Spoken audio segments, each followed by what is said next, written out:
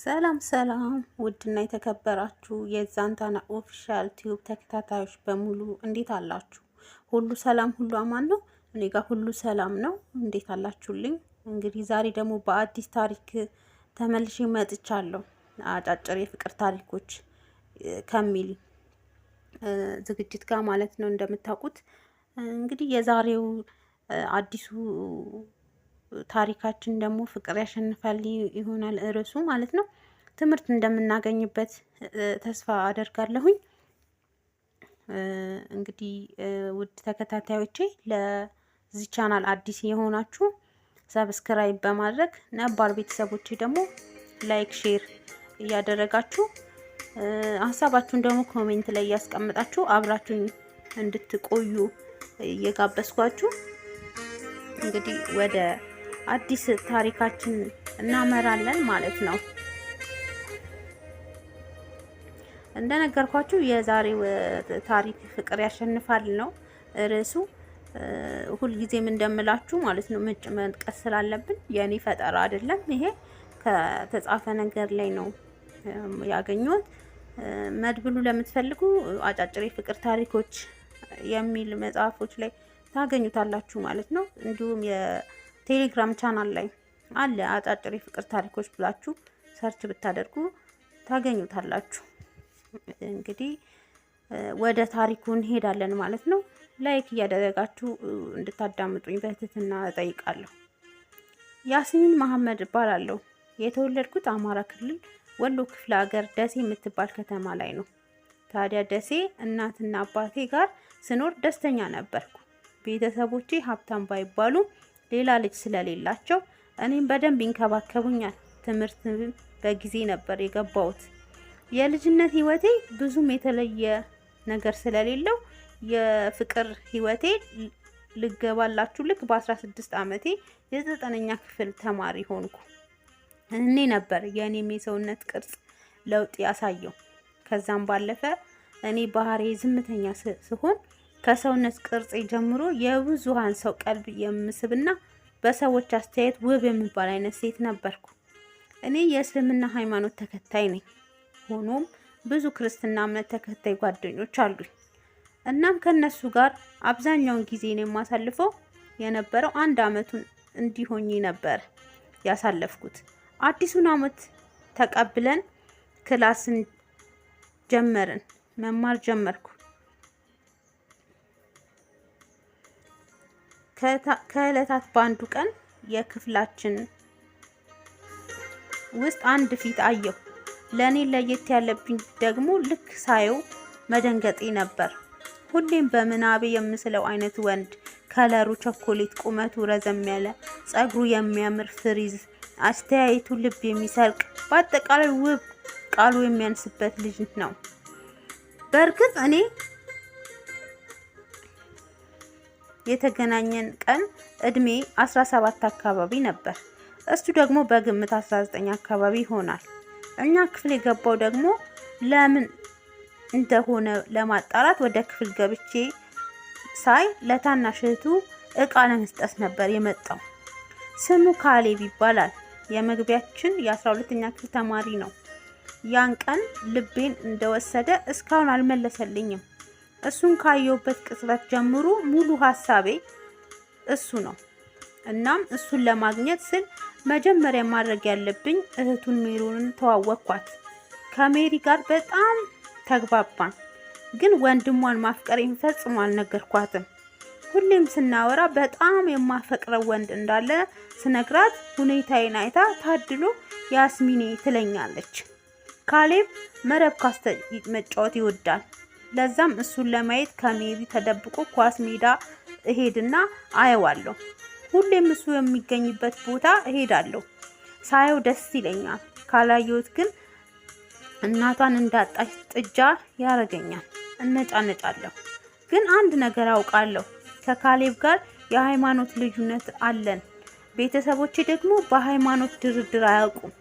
ያ ማለት ካሌብን ማፍቀሪ እንጂ የኔ ማድረግ አልተፈቀደልኝም። ይህ በእንዲህ እንዳለ በተከታታይ 3 ቀን ካሌብዬ ትምህርት ቤት ቀረ። እሱን ሳላይ ስቀር 3ቱ ቀን አመት ሆነብኝ። ያለኝ ምርጫ ሰበብ ፈልጌ ሜሮን ቤታቸው እንድትወስደኝ ዘዴ ማፈላለግ ነበር። እናም ተሳክቶልኝ መጽሐፍ ፈልጌ በሚል ሰበብ ከሜሪ ጋር ቤታቸው ሄድኩ። ቤታቸው ያምራል። የግቢው በር ተከፍቶ ስንገባ የኔ ካሌቤ በረንዳ ላይ ቁጭ ብሏል። ልክ ሳየው ደርቄ ቀረው። ሜሪም ግራ ገብቷት ችግር አለ ያስሚኔ አለችኝ። ይህኔ ነበር ማፍጠጤ የታወቀኝ።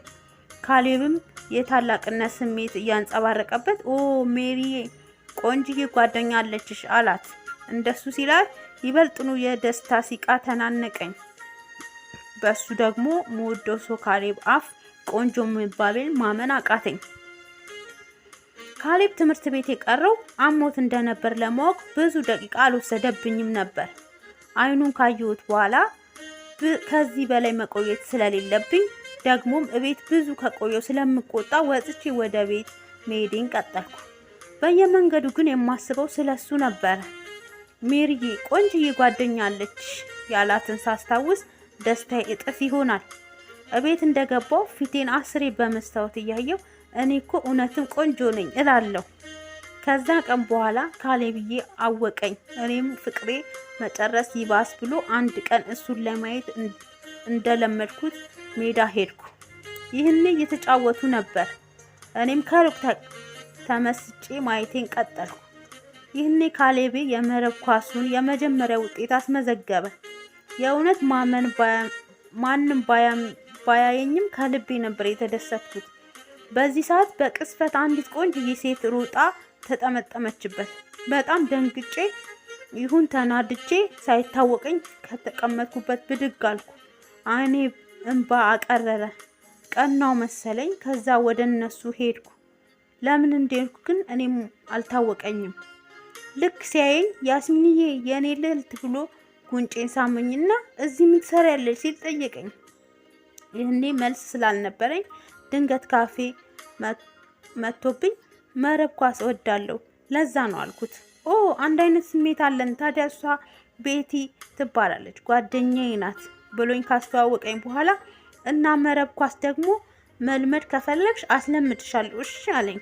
በጣም ከመደሰቴ የተነሳ መቼ ነው አልኩት። ከፈለግሽ ትምህርት በኋላ ከፈለግሽ ብሎ ገና ሳይጨርሰው በእረፍትም አልኩት። እሱም በእረፍት ሰዓት ሊያለማምደኝ እሻል ጓደኛዬ ናት ስላላት ልጅ ሳስብ ስናደድ ኳስ አስለምድሻለሁ ያለኝን ሳስብ ስደሰት የዋልኩበትን ያን ቀን መሽቶ ነጋ። በኳስ ሰበብ አብሬው መቆየቴ ለኔ ትልቅ ደስታ ስለነበር እረፍት ደርሶ እስክወጣ ቸኮልኩ። ከዛ ለሜሮን አሁንም የምሄድበትን ሳልነግራት ሄድኩ። ስደርስ አሁንም ያቺ ቤቲ የምትባል ሴት አለች። ከሩቅ አይቻቸው ስመለስ ካሌብ አይቶኝ ስለነበር ወደ እኔ እየሮጠ መጥቶ ያስሚ ብሎ ሲጠራኝ እጄ መቅናቴን ለመሸሸግ እየሞከርኩ ፈገግ ብዬ ሰላም አልኩት። ያን ቀን እንደኔ ደስተኛ ያለ አልመሰለኝ አለኝ። ምክንያቱም ስለ ቤቲ ያወቅኩበትን ቀን ነበር። የሆነም ደግሞ እየተናደድኩኝና ውስጤ እየተቃጠለ እኔ የምልክ ካሌብ ቆንጆና ተጫዋች ፍቅረኛ አለችክ ስለው አረ ቴንኪው ሲለኝ ፊቴ መለዋወጥ ሲጀምር አረ ስቀልድሽ ነው ብሎኝ ቤቲ ፍቅረኛው ሳትሆን ጓደኛው እንደሆነች ነገረኝ። ካሌብ በጣም ጎበዝ ተማሪ ስለነበር ከሜሮን ጋር አብሮ ላስጠናችሁ ሲለኝ ደስተኛ ሆኜ ነበር እሽታዬን የገለጽኩለት።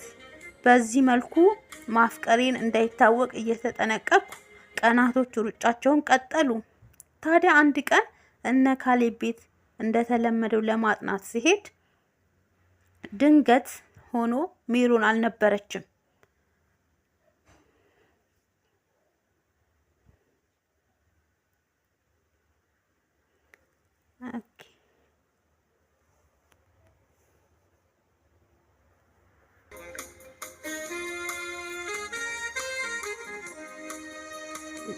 ሜሮን አልነበረችም ነበር።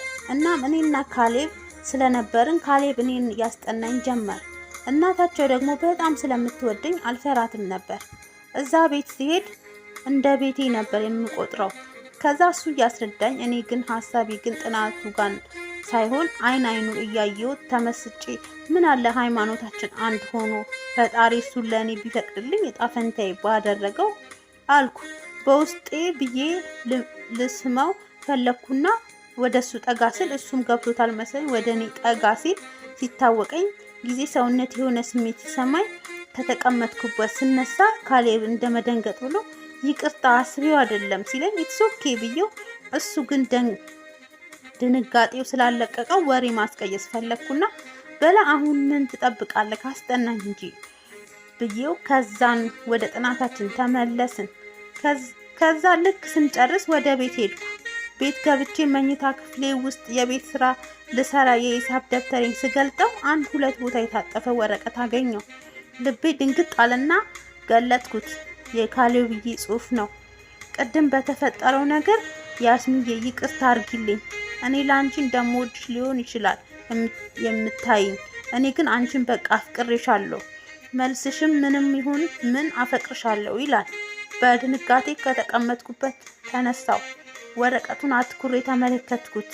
ቤተሰቤን አሰብኩ፣ ፍቅሬንም አሰብኩ። ሳላስበው ትኩስ እንባ በጉንጮቼ ይወርድ ጀመር።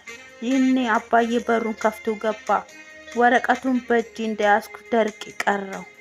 ይቀጥላል እንግዲህ ክፍል 2ን እንቀጥላለን። ቤተሰቦቼ ላይክ ሼር እያደረጋችሁ እንድትከተሉኝ እጋብዛችኋለሁ።